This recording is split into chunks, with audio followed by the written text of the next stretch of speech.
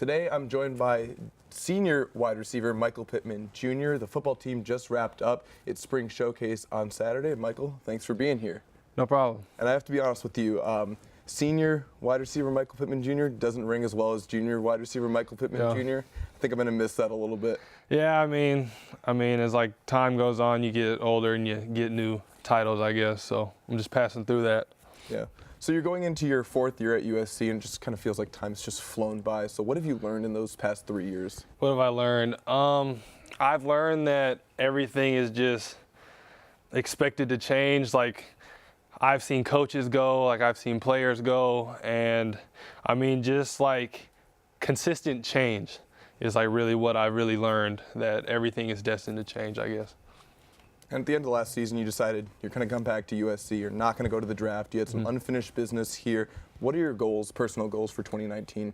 So personal goals,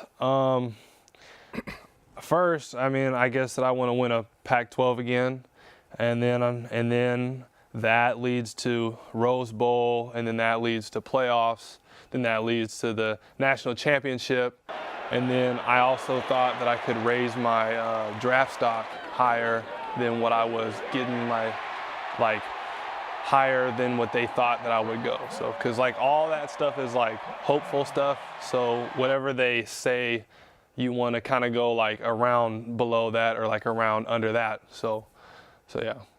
You've been very vocal about your aspirations to become a captain on the football team. What would that mean to you to have that leadership role? Well, I mean, that's just like everything. I mean, you basically come here to be the best of the best, and I mean, just like to get your name up, like on the wall, the little captain's wall. I mean, like that would just be something special. Up there with all the greats. Yeah. So. Last year, the offense had a little bit of inconsistency, trouble getting things going. Has that been ironed out? What's the general feel between the receivers and quarterbacks now? I'd say that it has got ironed out. I say that Coach Graham's new offense kind of has like straightened out like all of our kinks and stuff, and I say that like everybody's flowing well in his new offense. So. And going off of that air raid offense, how's that transition been for you? A little bit different style offense now, more receiving heavy. How's that been for you? Well, it's been hard on us because we're like low on guys, but I mean, like we're getting like 70 passes a practice, so I mean, like it's all good fun, and we're scoring a lot of touchdowns and we're catching a lot of balls. And I've actually made the transition to playing inside and out now, so I like have more. So like I have like more like room to work now. Has the transition been a challenge for you, having to fulfill both of those roles now, and just like, you know, taking more reps in practice because it's such a pass-heavy offense now? I'd say the only difficult thing is probably taking like more reps, because guys just get tired, and then like we're low on guys, like I just said. So I mean, like that's the biggest thing, is just fighting like fatigue.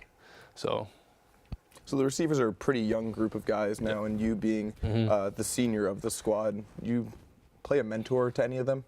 Yeah, I mean, like I feel like all of the young guys are always looking up at me, Tyler, Amon-Ra now, because even though that he's a young guy, I mean, like he's played the third most like on like just like in our group, and I feel like he's really done some great things like in his first season here. So we kind of like share that role. So I mean, it's good because I have two other guys to back me up like when we're talking about something. I want to thank you again for taking the time to stop by today and talk a little bit about football and some personal life. So yeah, sending it back to you guys.